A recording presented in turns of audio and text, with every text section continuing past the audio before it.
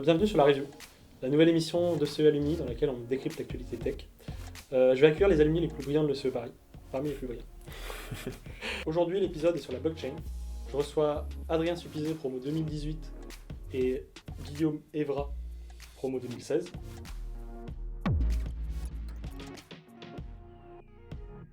J'aimerais bien commencer par les NFT. C'est un truc, c'est sur toutes les bouches en ce moment. Donc les non-fungible tokens, non fongibles, donc non interchangeables. Il y a une hype incroyable autour de ça depuis pratiquement un an. Ça existe depuis 2017, mais depuis un an, on entend parler de ça, que de ça. Tous les artistes, tous les sportifs, toutes les marques veulent leur NFT. Ça se vend des millions. Rien qu'au mois d'août, j'ai noté qu'il y a 2 milliards de dollars de NFT qui se sont vendus ou échangés. C'est incroyable.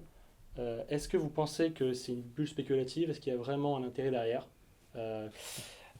Pour commencer, les NFT aujourd'hui, c'est très répandu parce que on sait y attacher des images et c'est véhiculé comme ça, c'est comme ça qu'on en parle et qu'on en entend tous.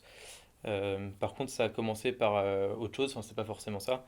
Ça a commencé pour vouloir tokeniser beaucoup de propriétés qui étaient physiques aussi. Donc, c'est pas forcément que des images ou des tableaux ou ce qu'on veut. Donc tokeniser, c'est... Donc, tokeniser, c'est résumé sous forme de quelque chose qui peut être tradable sur la blockchain, Mhm. en gros. Donc en gros, résumer une pièce physique à quelque chose de digital, donc un jeton, on peut appeler ça comme ça. Donc par exemple, un appartement, ça peut être résumé si on veut en un jeton, et il peut être tradable du coup sur la blockchain. Et les NFT, c'était là aussi pour répondre à cette demande, qui était on a des objets du monde réel qu'on veut pouvoir trader dans le digital sur la blockchain. Et aujourd'hui, c'est la meilleure réponse qu'on a eue pour faire ça sur la blockchain, notamment sur Ethereum, qui est du coup une plateforme qui permet de faire ses contrats intelligents, ses NFT et tout Mhm. ça. Ensuite, par contre, du coup, la hype, elle était vraiment connue grâce, donc que ce soit des artistes, des images, même des sons aussi, parce que c'est le plus facile aujourd'hui à monétiser, et il y a un aspect qui est facile à spéculer un petit peu sur tout ça. Euh, Moi, aujourd'hui, les NFT, je trouve ça hyper bien. C'est par contre, je pense, une bulle un peu spéculative. Euh, Dès qu'il y a moyen forcément de faire un petit peu d'argent, tout le monde lance sa collection, fait du marketing. Du coup, ça Même ma grand-mère, explose. je crois qu'elle en a lancé une là, de tricot. Ouais, ça m'étonne pas. Moi, j'ai acheté une collection, c'est des singes gamblers, donc ils sont en train de jouer avec des cartes, des trucs comme ça. Les Bon, Board App, non? C'est ça. ouais, voilà, Ouais. c'est un peu dans cette veine. Bon, ça, par exemple, je pense pas que ça va aller très loin, mais en fait, c'est très fun et du coup, Donc toi aussi, t'es un pigeon dans le... ouais, exactement. C'est un jeu à somme zéro, donc forcément, il faut que quelqu'un se fasse avoir. Ok, ok. Mais par exemple, enfin moi j'ai été aussi hyper hypé par les CryptoPunks. Enfin c'est les premiers apparemment, parmi les premiers en 2017. Et aujourd'hui ça se vend 7 millions de dollars pour les plus chers. On a du mal à s'imaginer comment un PNG généré, en plus je crois que c'est aléatoirement ces images, c'est même pas des Ouais. artistes qui les ont fait. C'est une machine qui l'a créé, c'est pixelisé, ça fait 50 sur 50 pixels, vaut 7 millions. Comment c'est possible? Toi. Moi, même travaillant dans la blockchain, je suis un peu plus sceptique sur la partie NFT, notamment par exemple, les CryptoPunks. Ça a commencé en fait en 2017 avec les CryptoKitties. C'était des chats qui s'échangeaient sur Ethereum et il y a eu des prix complètement ahurissants. Le Ethereum, pendant quelques mois, était complètement congestionné, on ne pouvait plus faire de transactions. Et toutes ces choses-là, je suis un peu sceptique. Par exemple, digitaliser une œuvre d'art, je suis un peu sceptique. Mais faut aussi se rendre compte que la digitalisation arrive dans la vie de tous les jours, dans le monde. Tous les ingénieurs qui sortent vivent dans un monde complètement digitalisé. Il y a des gens qui n'ouvrent plus de compte bancaire, qui font tout en ligne Mhm. avec des cryptos ou avec des banques en ligne. Tout se digitalise. Et c'est peut-être ça qui va permettre de faire venir les NFT sur le devant de la scène. Moi, je suis encore un petit peu sceptique, mais je pense qu'il y a forcément un avenir dessus. Et un projet qui fait beaucoup parler de lui en ce moment et qui est bien fait, il y a Sorare. Donc le projet qui est de la vente de NFT qui représente des cartes de foot, des clubs, et qui peuvent s'échanger. Et j'ai pas joué au jeu, mais pour moi, ça s'apparente un petit peu à mon petit gazon. Peut-être que C'est les ça, auditeurs je suis client, comprendront moi, et c'est vrai que ça plus. s'apparente vachement à mon petit gazon. Et après, ça permet de jouer. Et les problèmes qu'on a aussi actuellement, c'est des problèmes qui ne sont pas liés au NFT, mais qui sont liés à la blockchain, et notamment à Ethereum, avec des temps faibles, enfin, des temps très longs pour faire une transaction et des frais assez élevés. Ok, ok. Et c'est vrai que Sorare, moi je suis totalement fan. J'ai acheté, comme je dis tout à l'heure, Ouais. j'ai essayé d'acheter ma première carte Ouais. sur Sorare parce que en fait, le concept est dingue. Je trouve que c'est pas comme CryptoPunk où tu achètes ton image et tu la postes sur Instagram. Là, c'est juste, tu peux carrément monter une équipe et en fonction des stats, jour après jour des joueurs sur le terrain, ton équipe va évoluer. Tu vas pouvoir vendre ta carte Mhm. sur un marché, tu vas pouvoir en racheter d'autres. Tu vas pouvoir vraiment faire tout un écosystème et tu peux vraiment gagner de l'argent en gagnant des matchs dans le jeu. Donc il y a Ouais, vraiment toute une économie qui est bien c'est bien construite, ce je qu'ils ont trouve. fait. Et ça donne, là, il y a vraiment, je trouve, un intérêt à collectionner ces cartes. Puis en plus, il y en a, c'est vraiment limité, il n'y a qu'une carte par joueur, je crois, ou un truc comme ça, ou ça dépend, il y a des collections. Et ouais, ça, moi je suis convaincu. T'en as un autre, toi, peut-être Adrien. Bah ouais, si je peux rebondir sur tout ça, je pense que les collections de NFT aujourd'hui, il y en a beaucoup. Celles qui peuvent rester, c'est celles qui ont une utilité. Donc c'est comme dans tout, en fait, c'est facile de créer des collections et faire de l'argent, mais ça reste de la spéculation. Sorare, il y a une utilité parce qu'il y a toujours eu ce côté un peu avec les cartes Panini, que les gens s'échangeaient à l'école, etc. Même les cartes Pokémon, tout ça. Les collectionnables aujourd'hui, ils sont physiques et on a un peu une barrière mentale de bah, si j'arrive pas à le toucher, Mm. c'est pas quelque chose que j'ai envie de collectionner.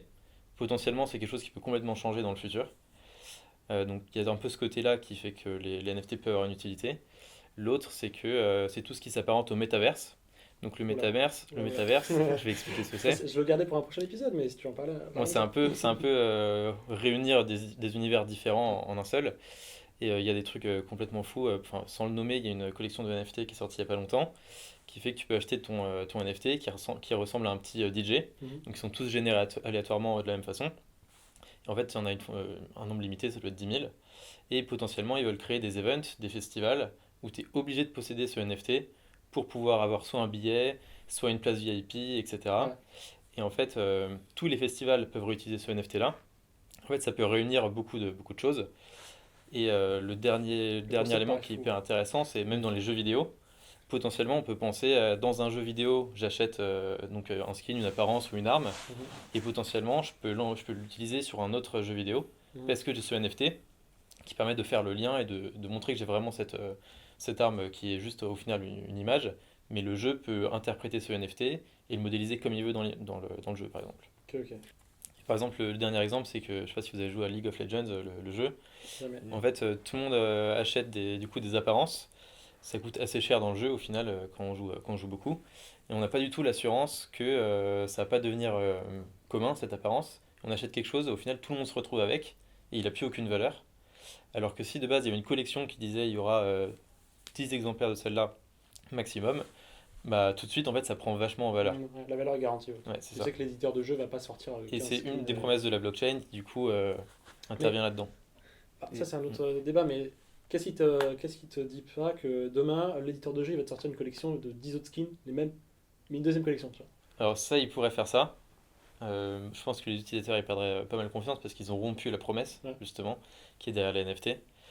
Après, oui, c'est pas impossible de faire ça, oui, c'est sûr. Le, le but un peu des NFT, enfin et de la blockchain en général, c'est de rendre du pouvoir à l'utilisateur final et d'arrêter d'avoir en fait un endroit centralisé qui va Mhm. gérer pour les autres. Et c'est le cas bah, par exemple avec les Mm. NFT, où bien sûr il y a les gens qui ont créé le projet et qui vont créer les nouvelles cartes, mais au final c'est les utilisateurs qui vont détenir réellement leurs assets. C'est eux qui sont propriétaires de leur portefeuille et de tout ce qu'il y a dessus, donc tous les NFT qu'ils ont pu acheter. Ok, ok. Donc je voulais vous montrer une vidéo, un extrait d'une conférence qu'on a faite avec Kirill Benzi il y a quelques semaines. Donc je vous la montre. Ça coûte une fortune pour l'instant de mettre des choses sur la blockchain. Par exemple, sur Ethereum, en ce moment, c'est 400 $. Donc, de mettre une image qui est liée dedans, juste de faire une transaction, comme le prix est très haut, ça coûte très cher. Donc, c'est pas 400 $ que je paye, entre guillemets, aux autres personnes qui travaillent qui mettent leur ordinateur à disposition pour faire des nœuds de cette blockchain, les droits finalement, d'inscrire que mon image, en fait, il y a bien un numéro, un ID qui est associé à un bloc. Bon, très bien. Et en plus, la personne achète cette image. Rien ne l'empêche d'aller sur un autre site, ici par exemple, et de réuploader l'image et de dire bah oui, je suis Kirill Benzi, je mets des images. Et du coup, de vendre et de récupérer l'argent. Il n'y a aucune protection, zéro. Je suis pas du Comment... tout d'accord. Mais je Ouais, commence. vas-y. En fait, le premier truc qui dit un petit peu, c'est qu'il faut être un peu freiné dans cette vocation à aller vers les NFT à cause du prix. Ouais. C'est pas forcément quelque chose qui va durer dans le temps. Et c'est comme si en 2000, on s'est dit envoyer une image à quelqu'un, ça coûte 10 € parce que la connexion internet est très très faible. En fait, il ne faut plus envoyer d'image et ça ne servira à rien dans le futur. Si on regarde 20 ans plus tard, on voit qu'en fait ce cheminement il n'est pas forcément intelligent. Donc sur le monde d'aujourd'hui, peut-être que c'est pas hyper utile d'acheter des images à 400 euros, mais ça veut pas dire que ça sera pas intéressant.